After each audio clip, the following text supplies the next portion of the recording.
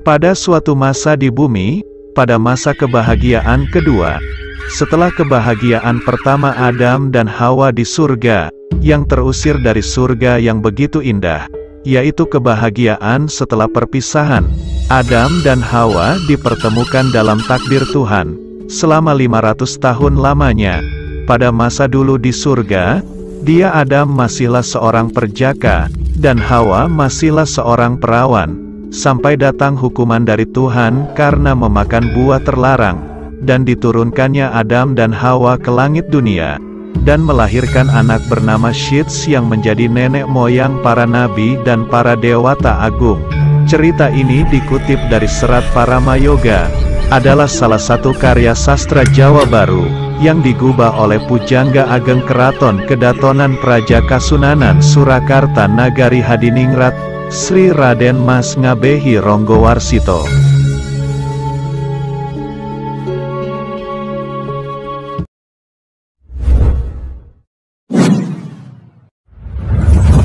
Pada suatu masa di bumi, setelah Adam dan Hawa dipertemukan, mereka menikah dan hidup bahagia atas rahmat Tuhan. Di sanalah mereka hidup, di suatu wilayah bernama Kusnia Malebari, yaitu tempat Adam dan Hawa berketurunan. Diceritakan Adam dan Hawa memiliki keturunan teramat sangat banyak. Entah berapa jumlahnya, yang disebutkan hanyalah 85 orang. Karena pertaubatan Nabi Adam, dan kesungguhannya beribadah kepada Yang Maha Kuasa, Adam diampuni dari segala dosanya, dan mendapatkan gelar Syafiullah, yang bermakna hamba yang disucikan oleh Allah, dan mencapai derajat manusia sempurna yaitu insan kamil. Karena kesucian hatinya, dipilihlah Adam sebagai khalifah di muka bumi. Dengan gelar nubuahnya yaitu gelar kenabian, dialah Adam nabi pertama, manusia terpilih oleh Yang Maha Kuasa. Diberikannya wahyu dari Yang Maha Kuasa, berupa wahyu sebanyak 10 suhuf, sebagai bukti dari Dikisahkan Siti Hawa melahirkan anak secara kembar, laki-laki dan perempuan setiap tahunnya. Lahir anak kembar. Konon setiap anak yang lahir dari Siti Hawa mempunyai ciri fisiknya masing-masing. Lalu Siti Hawa pun melahirkan banyak anak. Dari warna kulit, jenis rambut, sampai postur tubuh, yang konon itu akan menjadi ras bangsa-bangsa kelak nantinya. Menyingkat cerita, setelah anak-anak Nabi Adam dewasa, tepatnya setelah peristiwa pembunuhan Habil, Nabi Adam terlibat perseteruan dengan Siti Hawa istrinya, perihal perkawinan anak-anaknya. Bahwa Nabi Adam menginginkan anak-anaknya dinikahkan secara bersilang, yaitu bukan sekandungan, namun Siti Hawa menginginkan anak-anaknya dinikahkan secara sekandungan. Dalam perseteruan ini terjadilah perdebatan sengit antara Nabi Adam dan Siti Hawa. Maka kemudian mereka berdua sepakat untuk menyelesaikan masalahnya. Mula-mula dari kehendaknya Adam dan Siti Hawa tercurahlah rasa. Rasa tersebut dijadikan saksi untuk penentu bagaimana anak-anak mereka akan dinikahkan. Lalu rasa itu dimasukkan ke dalam suatu wadah bernama cupu manik. Konon cupu manik adalah suatu benda yang dibawa oleh Adam dan Hawa dari surga. Walau ukurannya kecil, benda ini bisa menyimpan apapun di dalamnya dalam jumlah yang banyak. Cupu yang berarti wadah, manik yang berarti inti. Cupu manik bisa diartikan wadah inti. Lalu ditutuplah cupu tersebut. Beberapa waktu kemudian, cupu dibuka. Rasa yang diciptakan oleh Siti Hawa berubah menjadi segumpal darah, sementara rasa dari Nabi Adam sudah terlihat bentuknya, berupa sesosok jabang bayi. Setelah melihat bukti tersebut Siti Hawa merasa kalah, dan menuruti apapun kehendak suaminya perihal pernikahan anak-anaknya.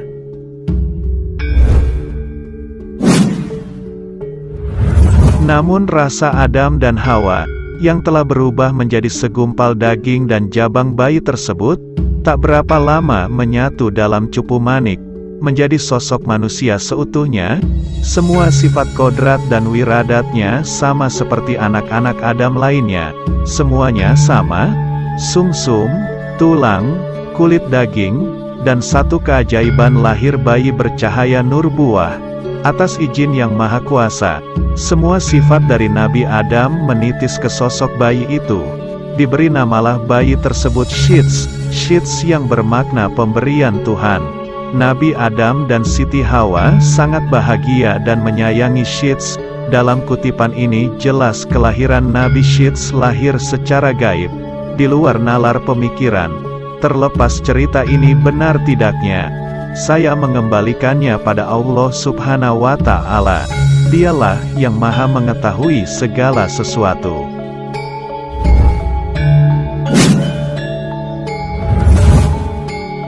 Setelah terlahirnya Shits, di suatu hari ada sebuah prahara, berupa badai angin kencang. Sepertinya angin ini tak sewajarnya angin biasa. Semua orang kalang kabut akan angin tersebut, dan berusaha menyelamatkan dirinya masing-masing.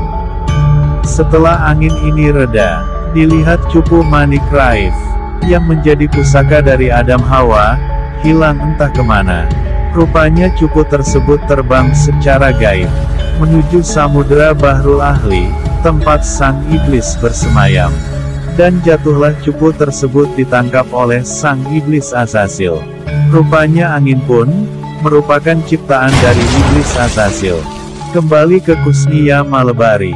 Semua anak Adam telah dinikahkan secara silang, jumlahnya 37 pasang dari 76 anak Adam Hawa. Namun ada 3 kembaran yang tidak menuruti perintah Nabi Adam. Mereka, 3 pasang itu tidak mau dijodohkan secara silang, dan lebih memilih jalannya sendiri dengan menikahi adik sekandungannya, atau sesama kembarannya. Mereka adalah Kabil dengan Iklima, Abdul Haris dengan Dayuna. Mereka menikah dan terusir pergi ke arah timur laut. Ada pula satu pasangan kembar yang memilih menikah dengan adik kembarannya, yaitu Lata dan Ucwa. Konon mereka pergi ke arah timur. Ada pula anak dari Adam Hawa, yang berbeda ciri fisik buruk rupa, dibanding anak-anak lainnya. Mereka mempunyai telinga yang panjang, yaitu Akjuj dan Makjud. Konon mereka terusir entah kemana tujuannya. Wallahu alam bisawab. Namun ada satu anak Adam Hawa yang lahir tunggal, yaitu Shits. Dia belum mendapatkan jodoh. Namun karena kesolehannya Shits, Yang Maha Kuasa memberinya anugerah. Diturunkannya dari surga seorang bidadari, yang cantik jelita parasnya. Dia bernama Dewi Mulat. Menyingkat cerita, Shits dan Dewi Mulat pun menikah, lalu mereka hidup dengan bahagia di suatu tempat yang jauh, yaitu Bahrul Ahli, tempat iblis berada. Iblis Azazil mendengar kabar bahwa Shits mendapatkan istri dari surga. Sang iblis merasa bahwa Shits adalah manusia yang menjadi kekasih Tuhan. Kemudian timbul niatan Azazil, ingin agar turunannya lestari berkembang biak bercampur dengan terah Nabi Adam. Terlebih lagi bahwa di masa depan, sudah diramalkan bahwa keturunan Azazil akan merajai alam semesta. Keinginan Azazil menjadi sangat kuat. Maka berdoalah Azazil kepada Yang Maha Kuasa. Dipintalah seorang anak oleh Azazil. Lalu doa tersebut terkabul, dan dilahirkannya seorang putri.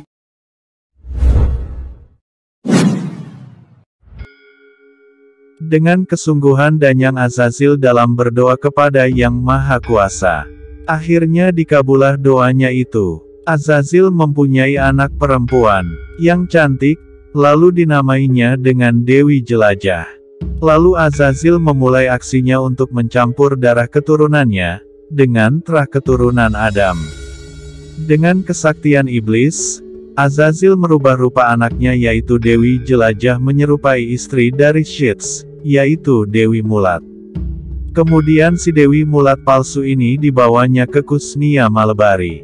Di suatu tempat di Kusnia Malebari, Sheets dan Mulat sedang bersukaria, sembari berjalan-jalan di tepi pantai. Namun, sang Dewi Iblis Mulat sudah mengintai mereka berdua sejak lama. Ia mengintip di tempat yang jauh. Dia berusaha mencari celah dan menunggu waktu yang tepat untuk melancarkan aksinya itu. Singkat waktu, setelah Sheets dan Dewi Mulat berjalan di tepian pantai, waktu pun menjelang senja, dirasanya mereka berdua sudah waktunya pulang ke rumah. Setelah waktu menjelang malam, Sheets dan Dewi Mulat pun berhubungan suami istri. Selepas itu mereka berdua tertidur. Saat itu pula Denyang Azazil merasa jikalau ini waktu yang tepat. Mula-mula, Dewi Jelajah yang telah malih rupa, menyerupai sosok Dewi Mulat, istri dari Sheets itu, pergi menghampiri Sheets dan Dewi Mulat yang sedang tertidur dengan pulas. Lalu dengan kesaktiannya Dewi Mulat dan Danyang Azazil menenung atau membuatnya tidak sadarkan diri. Sekilat dia Dewi Jelajah menggantikan posisi Dewi Mulat tersebut. Ia pun tidur bersama Sheets. Lalu sang Raja Iblis Azazil membawa Dewi Mulat dan menyembunyikannya di suatu tempat. Seperti itulah kejadiannya. Sheets pun terbangun dari tidurnya dan kembali melakukan hubungan badan dengan Dewi Mulat palsu itu, yang merupakan jelmaan dari sang putri iblis, yaitu Dewi Jelajah. Mereka bercumbu seperti selayaknya, tanpa pernah disadari oleh Sheets bahwa yang ia gauli tersebut bukanlah istrinya. Lalu Dewi Jelajah pun mengandung dari Sheets. Karena merasa sudah berhasil dengan tugasnya, sang putri iblis Jelajah meninggalkan Kusnia Malebari. Lalu dia kembali ke asalnya, yaitu Bahrul Ahli. Lalu Denyang Azazil pun mengembalikan Dewi Mulat yang asli ke tempatnya dan mengembalikannya seperti waktu pertama menculiknya.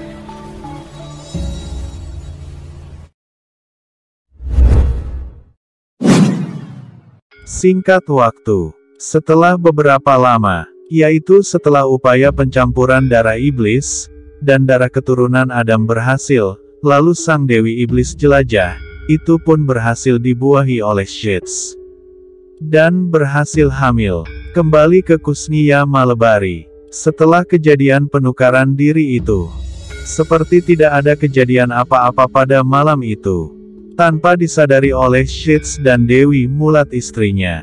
Beberapa bulan setelah kejadian itu, kabar gembira menghampiri Sheets bahwa saat itu Dewi Mulat hamil mengandung.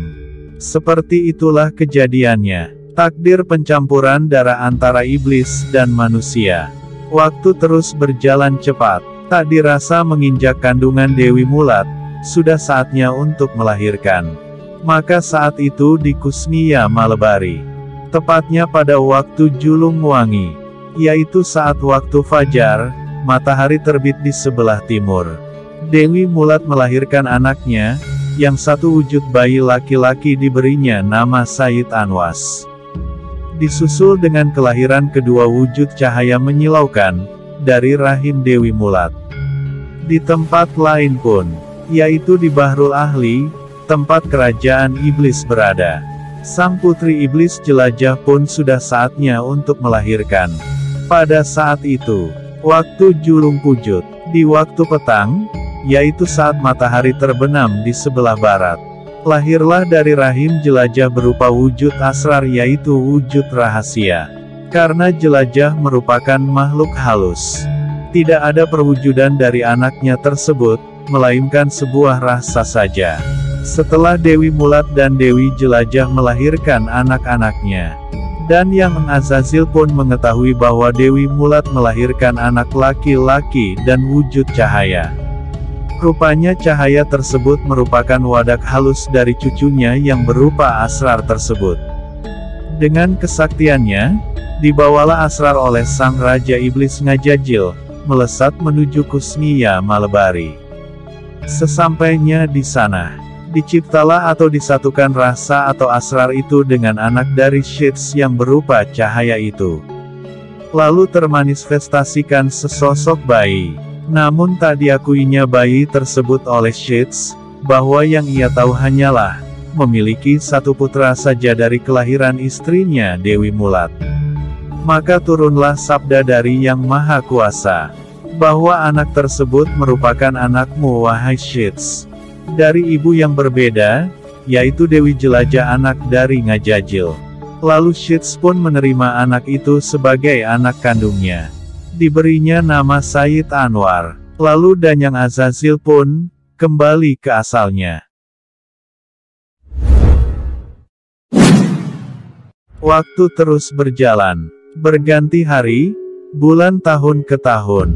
Silih berganti, terus berubah. Anak-anak dari Sang Hyang Sita Sheets kini sudah tumbuh menjadi pemuda dewasa. Konon anak-anak Sheets yaitu Sayyid Anwas dan Sayyid Anwar mempunyai karisma, rupa yang tampan, serta berwibawa. Perbedaan mereka terletak pada keinginan dan sudut pandangnya saja. Bahwa Sayyid Anwas berpendapat bahwa manusia harus mematuhi perintah Allah Subhanahu wa Ta'ala selama hidup di dunia, agar bekal untuk setelah kematian menghadap Sang Pencipta. Sifatnya menggambarkan sosok huwanya yang telah wafat yaitu Kabil, dan memiliki kebijaksanaan, kecerdasan, ilmu agama seperti ayahnya Sheets. Namun berbanding terbalik dengan Sayyid Anwar yang merupakan keturunan terah dari darah iblis. Ia Anwar menyukai pertapaan di gunung-gunung, hutan belantara, serta tempat-tempat kesunyian lainnya. Ia juga senang merambah ke gua-gua yang gelap dan memasuki wilayah angker yang sulit dilewati. Jurang yang dalam pun dituruninya, hingga ia pun menapaki lembah-lembah yang gelap. Suatu hari Sayyid Anwar berkelana ke tempat-tempat yang jauh, sebagai pencarian dari jati dirinya. Sekian lama ia berjalan hingga memasuki hutan yang paling angker, yaitu hutan Ambalah yang berada di Tanah Keling. Sayyid Anwar melakukan tapangidang, atau tersingkir sendiri ke dalam hutan. Setelah ia bertapa, dilihatnya sosok seorang kakek tua, yang merupakan penjelmaan dari Danyang Ngajajil. Si kakek menjelaskan bahwa manusia tidak akan meninggal, atau bisa hidup abadi, jika saja si manusia itu mau berusaha. Semakin tertarik percakapan Anwar dengan sang kakek tua tersebut. Sampai-sampai si kakek tua itu menawarkan diri pada Anwar. Wahai anak muda, jika kamu mau, aku bisa mengajarkan ilmu-ilmu supaya kamu tak bisa merasakan sakit dan kematian. Dengan senang hati Sayyid Anwar menerima tawaran itu, dan serta-merta berguru pada si kakek tua tersebut. Disitulah Sayyid Anwar diberi oleh si kakek kemampuan, ilmu peperangan, serta ilmu kanuragan lainnya. Sehingga ia tidak bisa terbakar panasnya api, tidak basah terkena air, berjalan di atas air, dan masuk ke dalam bumi atau amblas bumi. Menjadi tidak terlihat atau halimunan, bisa terbang melayang. Semua itu merupakan ilmu penyatuan alam yaitu pengendalian panca mahabhuta.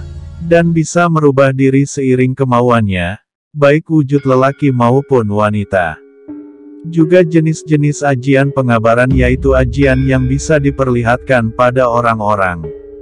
Sayyid Anwar juga mampu menapaki wilayah yang angker dan beraura gaib, atau bisa pula memasuki alam gaib. Semua kesaktian itu sudah mampu Sayyid Anwar kuasai. Sudah rasa cukup bagi sang kakek menurunkan ilmunya itu.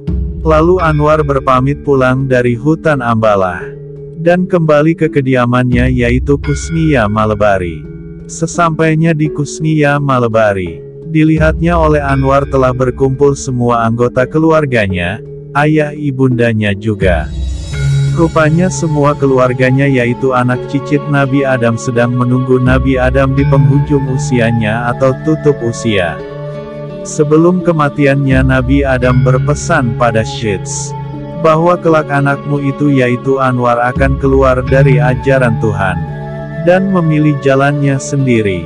Lalu Adam pun menunjuk Syeds sebagai penerusnya, untuk mengemban amanat, sebagai nabi selanjutnya. Lalu Yang Maha Kuasa memberikan wahyu kenabian pada Syeds, berupa suhuf sebanyak 50 suhuf. Yang menjadi misi ilahinya. Nabi Adam pun meninggal dunia. Di umurnya antara 900-an kurang dari 1000 tahunan itu. Menyingkat waktu dan tempat, setelah kematian Nabi Adam alaihi salam, Sayyid Anwar dan Sayyid Anwas pun terlibat perdebatan, perihal inti kesempurnaan ilmunya masing-masing. Perbedaan yang jelas antara keduanya, yaitu terletak pada sudut pandangnya. Bahwa Sayyid Anwas, berpendapat bahwa manusia akan mengalami namanya rasa sakit dan kematian. Namun Anwar berpendapat bahwa manusia bisa saja hidup kekal abadi, jikalau saja si manusia itu mau berusaha. Lalu terjadilah perkelahian ringan antara adik kakak itu, yaitu Anwar dan Anwas. Karena sakti mandraguna, Sayyid Anwas pun dikalahkan dengan mudah oleh Sayyid Anwar. Karena dirasa tidak ada gunanya bagi Anwar berkelahi dengan kakaknya itu, Anwar pun bergegas pamit kepada ibundanya, dan berpamit untuk mencari keabadian yang dimaksudkannya tersebut. Sayyid Anwas pun bergumam pada Anwar, bahwa kelak suatu saat nanti Anwar, keturunanku akan mengalahkan keturunanmu itu.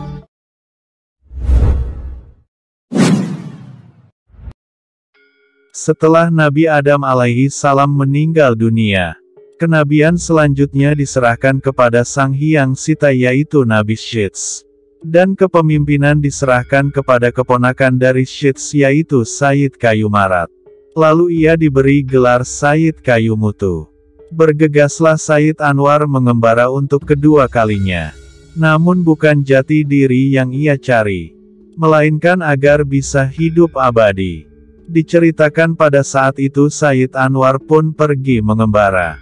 Namun ketika di perjalanan sudah meninggalkan Kusniya Malebari, Sayyid Anwar teringat akan pesan kakeknya Nabi Adam alaihi salam dan pesan ayahandanya Nabi Syeds, bahwa si kakek tua yang mengajarkan kesaktian kepadanya di hutan Ambalah tidak lain adalah Iblis Azazil, yang dilaknat oleh Allah ketika di surga, dan melarang Anwar untuk berhubungan lagi dengan dan yang ngajajil. Namun selalu kuat tergambar di benaknya Sayyid Anwar, bahwa kakeknya saja yang bergelar Nabi, bisa meninggal dunia, apalagi dia sebagai dari keturunannya. Gumamnya dalam hati. Lalu Sayyid Anwar bertekad baja untuk mencari kehidupan abadi. Singkat waktu, sampailah dia di perbatasan Kusniya Malebari, atau sudah keluar dari wilayah tersebut. Namun ia pun bertemu dengan gurunya lagi, yaitu si kakek tua ketika di hutan Ambalah. Anwar berkata, "Hei kakek tua, sudahlah jangan berpura-pura lagi. Aku tahu kau itu adalah iblis bukan manusia." Si kakek tua menjawab, "Benar sekali ucapanmu cucuku, aku adalah iblis yang dikatakan oleh kakekmu Adam. Tapi ketahuilah cucuku, engkau bukanlah murni terah kakekmu Adam. Melainkan dalam darahmu mengalir darahku yaitu darah iblis. Sedangkan ibu aslimu bukanlah Dewi Mulat, melainkan putriku yaitu Dewi Jelajah." Mendengar pernyataan tersebut, Sayyid Anwar terkaget mengetahui jati diri yang sebenarnya. Terlebih lagi Danyang Ngajajil menjelaskan bahwa dulunya dia adalah pemimpin malaikat, karena menolak sujud terhadap Adam, lalu dikeluarkan dari surga. Mendengar hal tersebut sudah jelas bagi Sayyid Anwar, bahwa Danyang Ngajajil adalah kakeknya dari pihak ibu. Namun Anwar tak mau ikut campur dengan konfliknya, karena keduanya adalah sama-sama kakeknya. Ia hanya mengutarakan maksud hatinya. "Wahai kakek, bisakah kau menunjukkan keabadian seperti dirimu?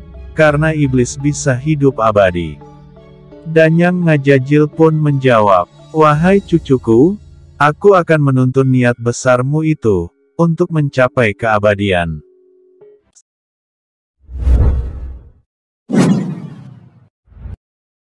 Diceritakan setelah kematian Nabi Adam alaihi salam, Sayyid Anwar pergi meninggalkan Kusnia Malebari. Dan saat itu pula berangkatlah Sayyid Anwar, dengan petunjuk dari Danyang Ngajajil. Hari berganti hari, bulan berganti bulan, berjalan tanpa lelah. Segala upaya agar bisa sampai di tempat tujuannya, menuju keabadian, bagai menggapai satu bayangan. Sayyid Anwar dengan tekadnya, mengarungi luasnya lautan, daratan yang asing ditemuinya, gunung-gunung tinggi, hutan belantara dan halang rintang lainnya.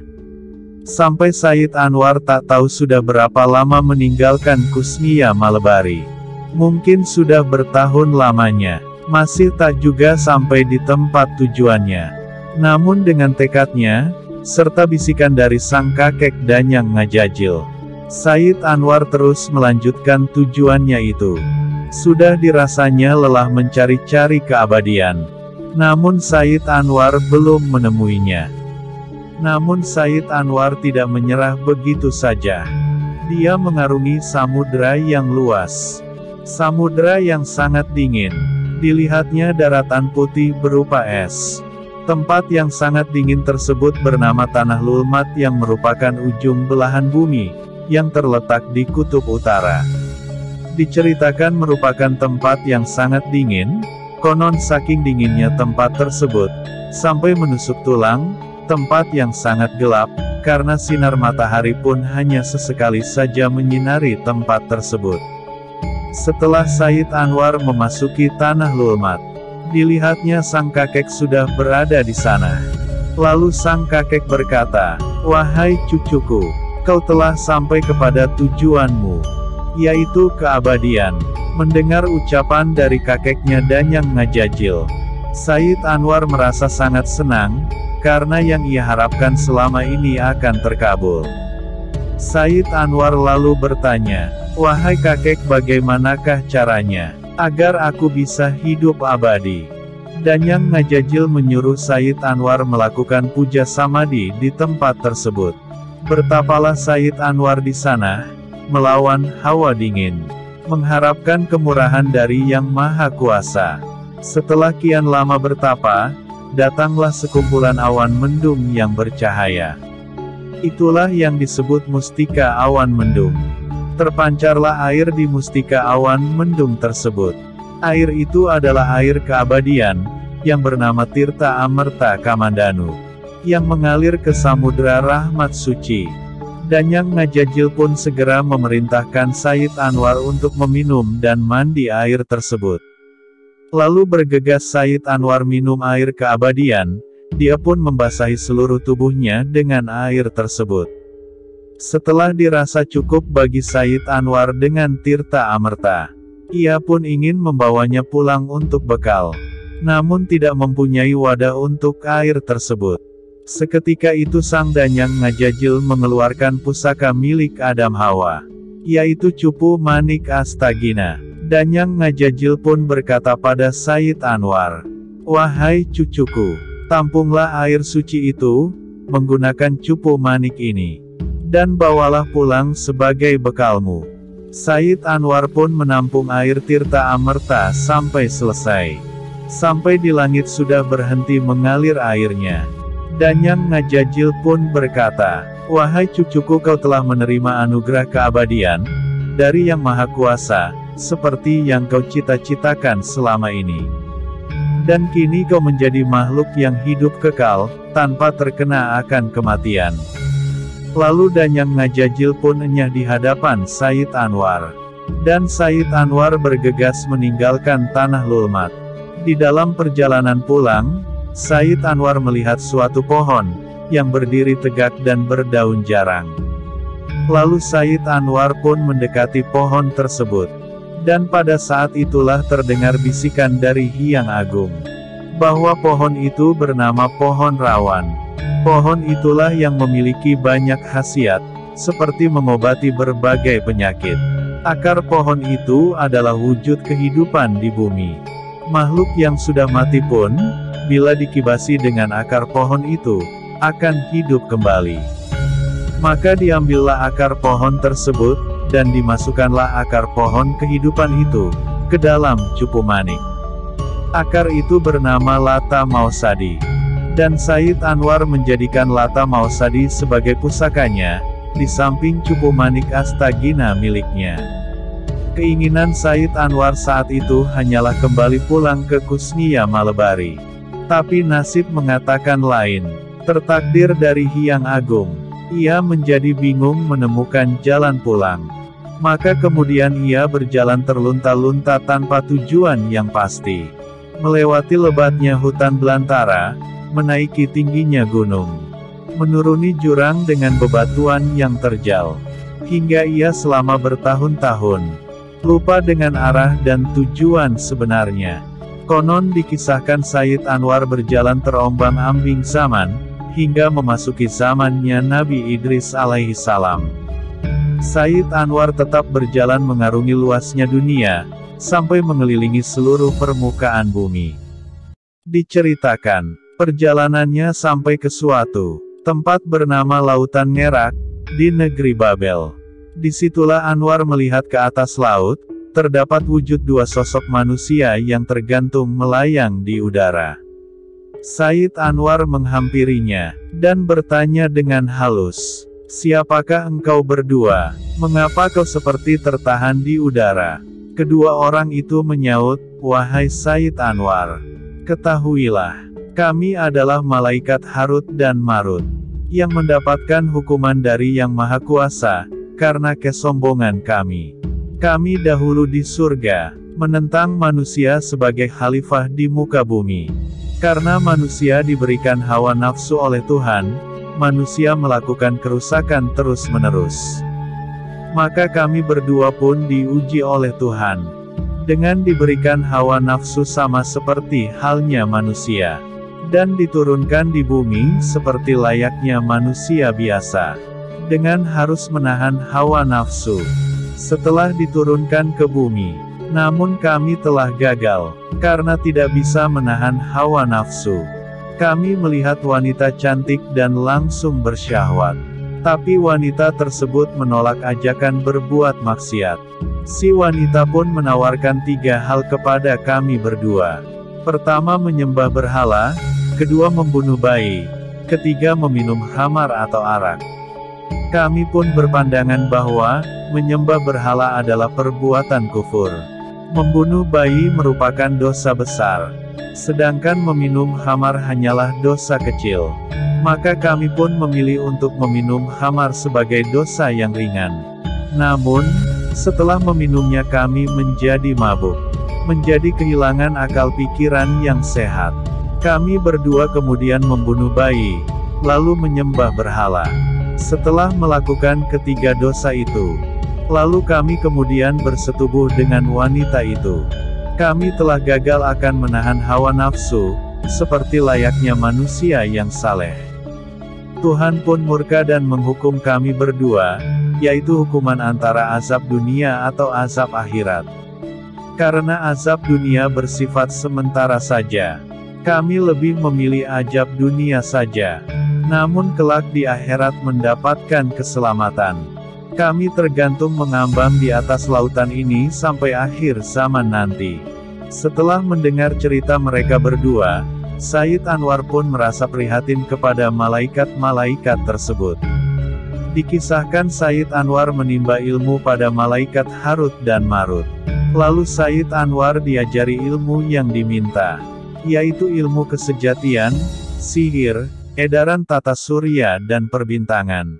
Juga pengetahuan mengenai bahasa setiap makhluk yang ada di jagat raya, hingga Said Anwar benar-benar menguasai ilmu tersebut.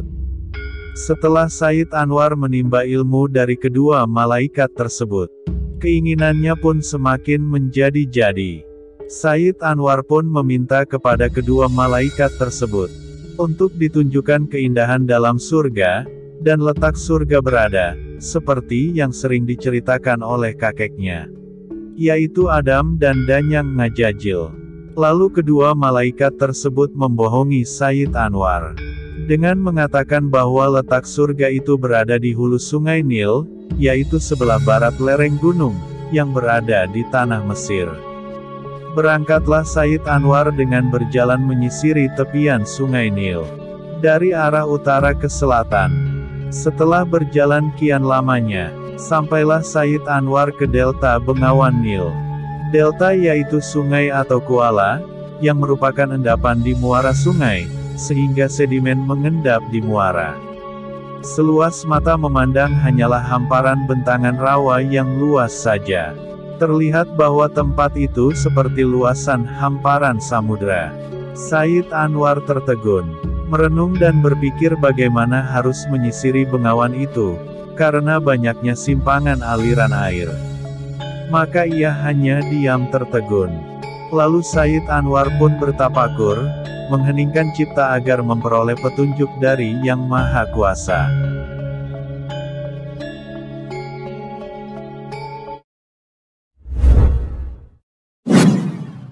Berapa saat ketika Said Anwar mengheningkan cipta yaitu mengosongkan pikiran, sembari memejamkan matanya. Dalam keadaan itu, dalam batas alam bawah sadarnya, yaitu alam liep layaping aluyup. Nampak terlihat bayang-bayang samar, di mata Sayup Anwar. Tak begitu jelas dilihatnya. Lalu terdengar jelas suara laki-laki dan perempuan, dan menyapanya. "Wahai anak muda, siapakah engkau gerangan, yang mencari wangsit di tempat ini?" Namun Said Anwar masih menutup matanya. Karena yang dia tahu, tidak mungkin ada seseorang di tempat itu, melainkan hanya Said Anwar semata. Namun semakin jelas suara tersebut, hingga Anwar membuka mata dan dilihatnya, dua orang pasangan laki-laki dan perempuan, berdiri di hadapannya. Said Anwar pun bertanya, "Wahai saudara-saudari, sebenarnya siapakah kalian ini? Mengapa ada di hadapanku?" Pasangan tersebut memperkenalkan dirinya, "Wahai anak muda, namaku adalah Lata, dan perempuan yang bersamaku adalah Uswa. Dia adalah istri sekaligus adik kembarku. Kami berdua merupakan putra-putri dari Adam, yang kabur dari Kusnia Malebari karena tidak mau dijodohkan secara silang dengan adik kembaran yang lainnya." Said Anwar pun merasa tidak percaya, sekaligus senang, bahwa mereka merupakan paman dan bibinya yang masih bisa dia jumpai. Lalu Anwar menjelaskan bahwa dia merupakan putra dari Syeds. Seperti itulah pertemuan Said Anwar dengan paman bibinya. Di sini diceritakan pula paman bibinya, yaitu Lata dan Ujwa memperoleh ilmu awet muda. Setelah itu Lata dan Ujwa pun melihat dengan terawangannya bahwa keponakannya itu bukanlah manusia biasa, melainkan seseorang yang sedang mencari kesempurnaan hidup. Mengetahui hal tersebut dalam hatinya, Lata Ujwa pun memberikan bekal, lalu dibisikkan suatu ilmu ke telinga Said Anwar. Ilmu tersebut merupakan ilmu kesejatian, menembus tabir kerahasiaan, atau bisa melihat akan kejadian di masa yang akan datang dan masa lalu. Merasa sangat senangnya Anwar, karena anugerah dari paman bibinya itu. Lalu Anwar pun berpamit pada paman bibinya, untuk melanjutkan perjalanannya menuju hulu Sungai Nil. Lalu paman bibinya pun mendoakan keselamatan pada Anwar.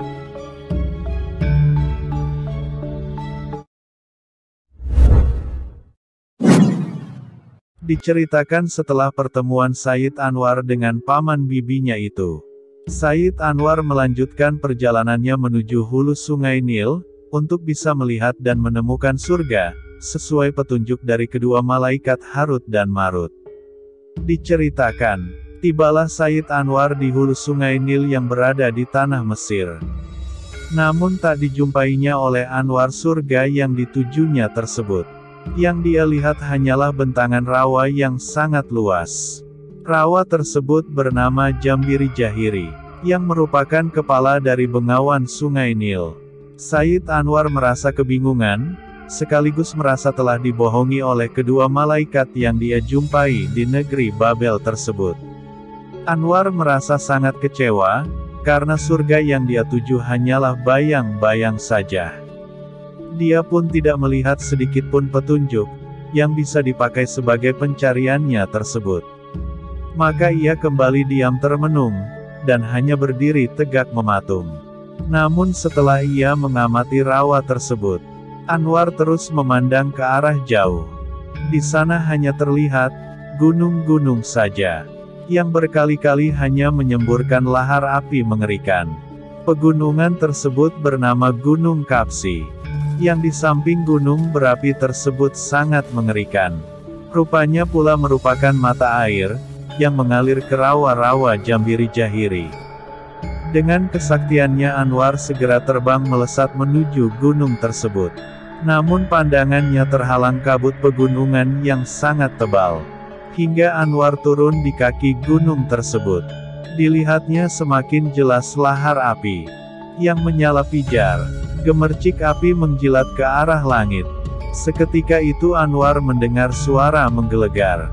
Di balik api gunung itu, "Hei Anwar, ketahuilah, akulah pangeranmu yang disembah, makhluk seisi bumi, yang menguasai takdir, dan memiliki surga serta neraka. Berkuasa untuk merusak, dan menjadikan makhluk seisi jagat raya." Mendengar suara tersebut Anwar pun merasa telah bertemu dengan Tuhan Sang Pencipta alam semesta. Anwar pun tersungkur ke tanah. Seraya bersujud, Anwar pun berkata dengan perasaan yang gembira, "Wahai Sang Penguasa jagat raya, aku tak bisa melihat wujudmu wahai pangeranku. Sediakah hambamu ini untuk melihat wujudmu?" Seketika itu, keluarlah sosok besar yang menyala-nyala, keluar di balik kilatan gunung api tersebut. Said Anwar pun semakin yakin dengan tujuannya, yaitu melihat isi surga. Said Anwar pun berbelas kasih memohon kepadanya. Dipintanya pada sosok tersebut, "Duh Gusti Pangeran, yang menguasai jagat raya ini, bila ada kemurahanmu, hamba mohon belas kasihmu kepada hambamu ini. Agar hamba bisa melihat isi neraka dan isi surga. Kabulkanlah junjunganku, karena sudah merupakan keinginan hambamu ini. Bisa melihat dan menemukan isi dari surga serta neraka." Terdengarlah suara tertawa menggelegar dari langit gunung Jambiri Jahiri. "Wahai anak muda, dengan ketulusanmu atas niat dan doamu, serta perjuanganmu selama ini, dan kau telah patuh akan petunjuk kedua gurumu, maka masuklah kau ke dalam batu cincin permata ini, agar kau bisa menemukan apa yang engkau cari." Diceritakan dengan kesaktiannya Said Anwar, yang bisa memasuki suatu dimensi alam lain. Masuk ke dalam batu cincin permata tersebut. Seketika itu pula dilihatnya gambaran isi surga dengan segala keindahannya, dan gambaran neraka dengan segala kengeriannya. Setelah lama, puas Anwar dalam penglihatannya akan surga dan neraka itu. Anwar pun keluar dari batu cincin tersebut. Lalu sang sosok kobaran api berkata kepada Said Anwar, "Wahai Anwar, akulah pangeranmu. Tidak ada yang wajib disembah selain aku. Ambillah intan permata itu, yang bernama Mustika Retna Dumilah, yang bercahaya bak sinar pelita yang menyala-nyala, sesinar dengan daya pembawa keberkahan. Cincin mustika itu pula yang akan membuat hajatmu terlaksana. Segala harapan pun akan tercapai. Dengan memakai cincin itu kau tidak akan merasakan lapar dan ngantuk." Di sini diceritakan pula, bahwa tak lain sosok di balik kobaran api tersebut adalah merupakan kakeknya, yaitu Danyang Ngajajil. Selain Danyang Ngajajil menyamar dan mengaku sebagai Tuhan Sang Pencipta Alam, Danyang Ngajajil memberikan pusakanya yang bisa melihat gambaran surga dan neraka, yang berupa cincin permata, bernama Retna Dumilah. Namun dalam sumber manapun banyak dijelaskan, bahwa Sang Danyang Ngajajil yang telah dilaknat oleh Tuhan, dan diusir dari surga. Poinnya adalah Danyang Ngajajil hanya memberikan gambaran surga neraka pada Said Anwar, melalui ilmu kesaktiannya. Bukan masuk ke dalam surga yang sebenarnya.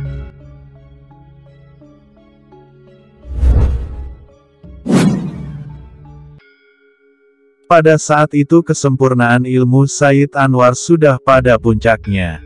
Said Anwar pun menyatu dengan Danyang Ngajajil. Danyang Ngajajil pun melebur satu kepada tubuh Said Anwar. Wahai Anwar, ketahuilah aku sudah menyatu dalam dirimu.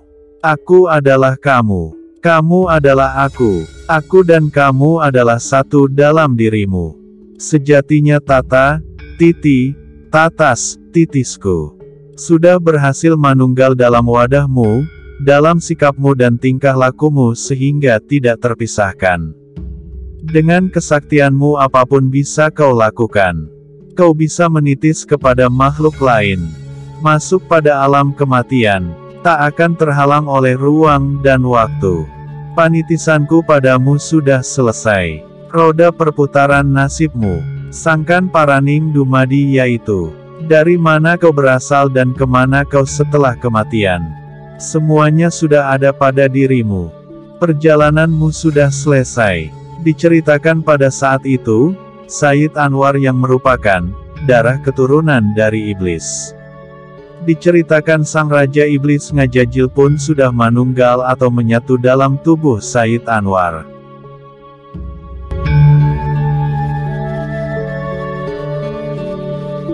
Diceritakan setelah Said Anwar memperoleh kehidupan abadi, berguru kepada dua malaikat, berguru kepada paman bibinya, dan melihat isi surga neraka, Said Anwar pun menjadi sesosok manusia yang memiliki kesaktian yang tinggi.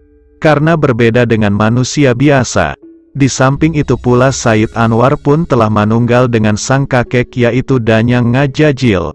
Dalam kutipan ini bisa dipahami, iblis yang diberi tangguh oleh Tuhan sampai hari kiamat, akan terus menitis kepada wadah baru atau darah keturunannya, sesuai tujuannya tercapai. Diceritakan pula, setelah Said Anwar menjadi satu dengan iblis, Anwar pun sudah tidak mau kembali pulang ke kampung halamannya, yaitu Kusnia, Malebari, karena dipikirnya kakek, ayah ibunya semua saudara-saudarinya sudah meninggal dunia.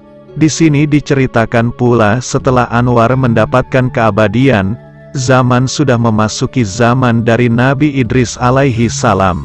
Lalu Danyang Ngajajil memerintahkan Said Anwar untuk melanjutkan perjalanannya menuju Tanah Dewani, yang berada di sebelah arah timur. Diceritakan setelah Said Anwar manunggal dengan Danyang Ngajajil.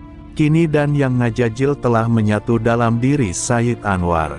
Said Anwar pun sudah tidak lagi berminat kembali ke Kusnia Malebari, yaitu tempat di mana dia dilahirkan. Seketika itu Said Anwar yang tengah berdiri dengan gagahnya. Dia mendapatkan wangsit untuk pergi ke arah timur, dan lurus berjalan untuk pergi ke suatu pulau yang sepi, bernama Pulau Dewani.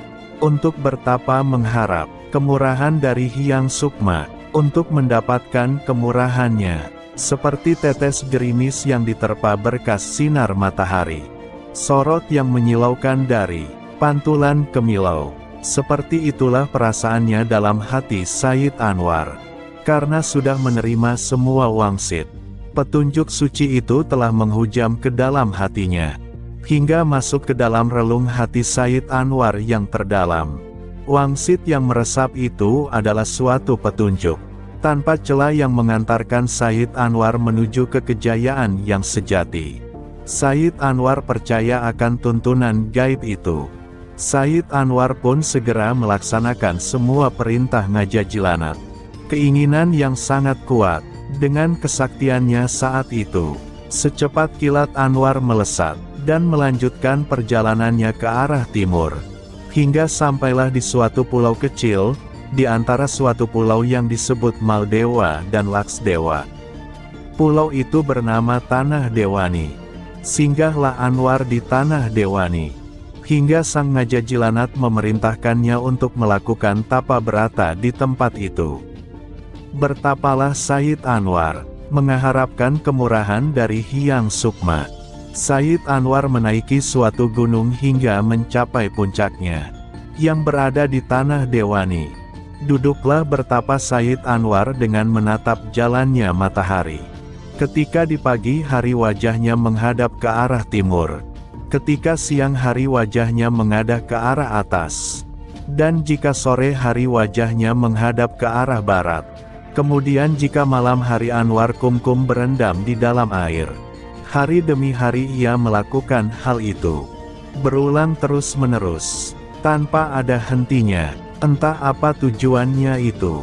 Ia hanya mengikuti petunjuk dari kakeknya Sang dan Yang Ngajajil. Hingga bulan berganti bulan, tahun-tahun berlalu. Diceritakan tapa beratanya itu sudah mencapai kurun waktu 7 tahun lamanya. Hingga hari itu Said Anwar telah mencapai batasnya. Dan saat itu kekuatan sejatinya alam semesta terbuka dalam dirinya. Daya Linuih terasah tajam dan hebat. Hingga mengguncangkan dimensi alam gaib di pulau itu. Seketika itu Said Anwar sirna raga. Benar-benar menghilang tak kasat oleh mata. Benar-benar telah sempurna ilmunya. Benar-benar berbeda dari ilmunya yang sebelumnya. Hingga Said Anwar menjadi berbadan sukma yang terang benderang. Dan melesat menuju suatu dimensi alam gaib. Alam di mana para bangsa lelembut berada. Di alam itu tiada bisa dikatakan arah, rupa, bukan dikatakan terang. Bukan pula dikatakan kegelapan. Alam itu adalah alam kosong. Tiadalah matahari sebagai peredaran waktu. Ruang dan waktu adalah satu adanya, musnah semuanya tiada nama. Alam ini adalah ketiadaan, suatu alam yang kosong. Di mana angan, kebahagiaan menjadi satu adanya. Dalam rengkuhan satu yang maha pencipta. Disitulah bertahtanya bangsa Trasan Banujan Marijan. Yang bergelar Sang Hyang Babar Buana di Kayangan Pulau Malhadewa. Raja Zan Marijan merupakan leluhur bangsa jin. Yang merupakan keturunan dari Sang Hyang Damardian dan pasangannya Sang Hyang Damar Radiah. Mereka berwujud cahaya merah dan kuning. Yang berasal dari sifat kadihin. Sifat kadihin berasal dari roh hidup, asal muasal penciptaan. Roh hidup berasal dari Tuhan Sang Pencipta. Tidak diketahui secara pasti asal muasal San Banujan ini. Silsilah ini dikutip dari Serat Jitapsara. Raja Zan Marijan mempunyai 2 putra. Pertama bernama Prabu Andajali Sri Dewata. Kedua yaitu Prabu Dajali Ijajil, yang disebut juga San Kandil. Dialah yang kemudian menurunkan setan, iblis, paneluhan, sremet, dedemit, juga bekasakan. Prabu Andajali mempunyai anak tunggal. Bernama Sri Wenus Andakara. Sri Wenus Andakara mempunyai anak berjumlah 28. Tidak diterangkan pasangannya. Dari sekian banyak putra Sri Wenus Andakara, hanya 7 yang mempunyai wujud. Anak pertama bernama Sri Palija. Sri Palija kemudian yang diangkat menjadi Raja Banujan. Sedangkan adiknya Sri Palija bernama Sri Prawata. Ia diangkat menjadi Patih Banujan. Adik dari Sri Prawata bernama Sri Rawangin. Sri Rawangin mempunyai adik bernama Nuradi. Nuradi diangkat menjadi Raja Pulau Maladewa di Kayangan Tanah Dewani. Setelah menjadi raja bergelar Prabu Nuradi. Sedangkan yang menjadi patihnya adalah Patih Amir, yang merupakan adiknya Prabu Nuradi. Prabu Nuradi mempunyai adik bernama Sri Maranis. Sri Maranis mempunyai adik bernama Sri Dari. Sri Dari berwujud kepiting. Dia tinggal di kahyangan di dalam lautan. Ada juga menurut versi lain, Prabu Nuradi punya saudara bernama Saraba. Diceritakan pula Prabu Nuradi yang menjadi Raja Kayangan Maladewa. Dia mempunyai anak perempuan yang cantik jelita. Dialah Dewi Nurini. Diceritakan sang Raja Kayangan Dewani, yaitu Sang Prabu Nuradi. Dia mempunyai 1 anak wanita yang sangat cantik, dengan wajahnya yang bersinar. Cahaya rembulan. Ia melebihi segala kecantikan dari sekian banyak putri-putri keturunan jin lainnya. Diceritakan pula semua wanita bangsa jin patuh dan mengabdi kepada Dewi Nurini. Dikisahkan, pada suatu malam ketika sang putri tidur dengan nyenyaknya, dia bermimpi dalam tidurnya, kedatangan seorang kakek tua. Orang tua renta itu memberitahu sebuah wangsit. Dalam mimpinya itu si kakek berkata, "Hei putri, kini sudah saatnya tiba, ada seorang yang akan menjadi jodohmu. Ia kini sedang melakukan pertapaan, dialah cucu dari Adam, yaitu putra Nabi Sis. Ia bernama Sayyid Anwar. Dialah yang akan menjadi jodohmu, kelak kamu akan menurunkan seorang anak laki-laki darinya. Anakmu itu akan mempunyai paras tampan, dengan aura yang terang. Dialah yang akan merajai tanah Hindustan dan tanah Jawata.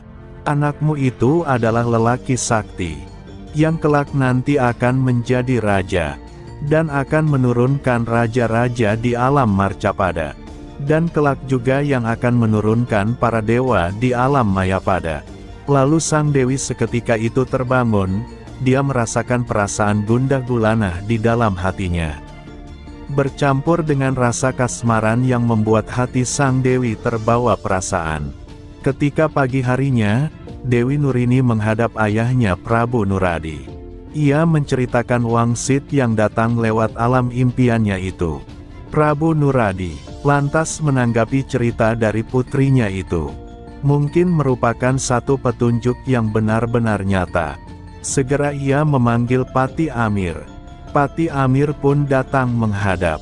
Sang Pati terheran mendengarkan cerita dalam mimpi sang dewi itu. Pati Amir lantas diperintah untuk menemukan sosok pemuda dalam mimpi Dewi Nurini itu. Pati Amir pun tidak bisa menolak perintah dari rajanya itu. Pati Amir adalah sosok patih dengan banyak kesaktian. Dia dan para punggawanya segera berangkat menelusuri angkasa. Diceritakan sudah sekian lama Pati Amir menelusuri keempat penjuru angin, tetapi tidak menemukan apa yang dimaksudkan itu. Hingga suatu saat sang Pati Amir bertemu dengan satu jin yang menceritakan tentang ada seseorang yang sakti berwujud cahaya.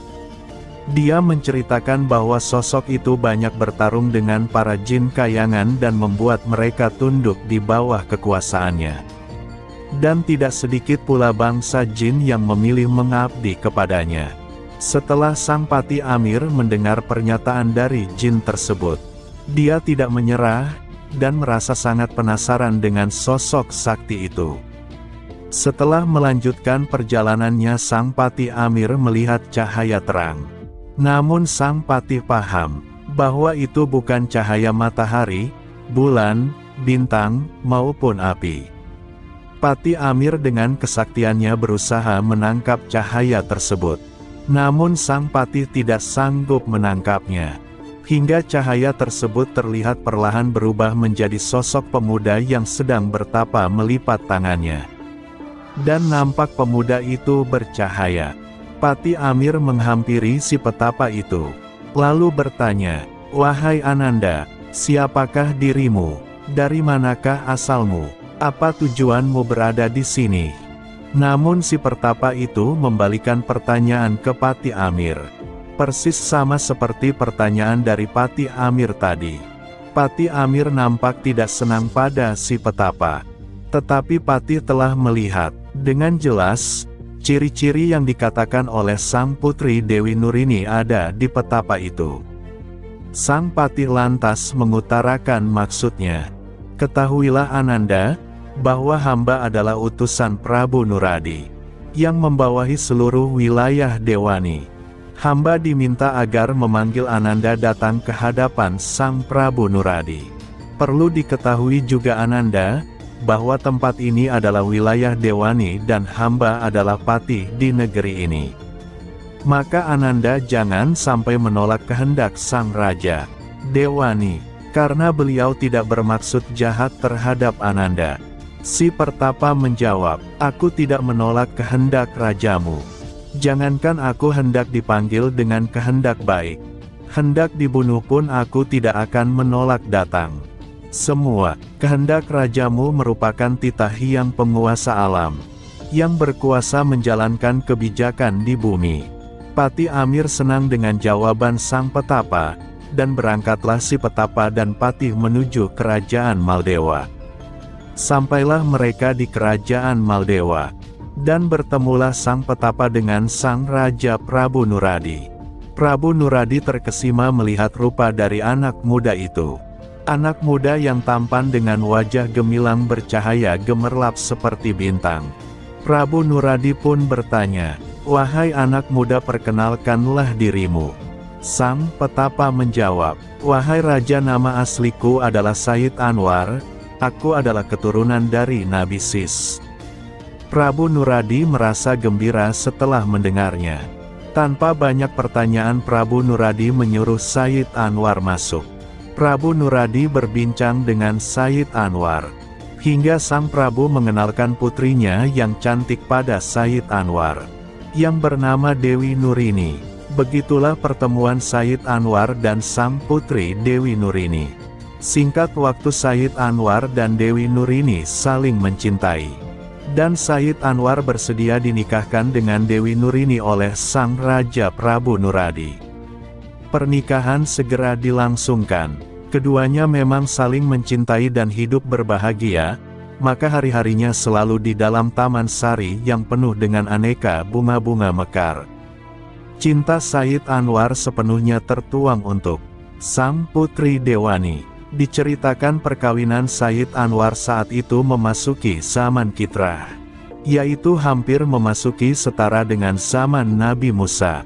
Singkat waktu setelah pernikahan Said Anwar dan putri Raja Jin Dewi Nurini, Dewi Nurini pun mengandung dan melahirkan anak laki-laki, yang mempunyai rupa tampan dan wajahnya beraura sinar bagai rembulan.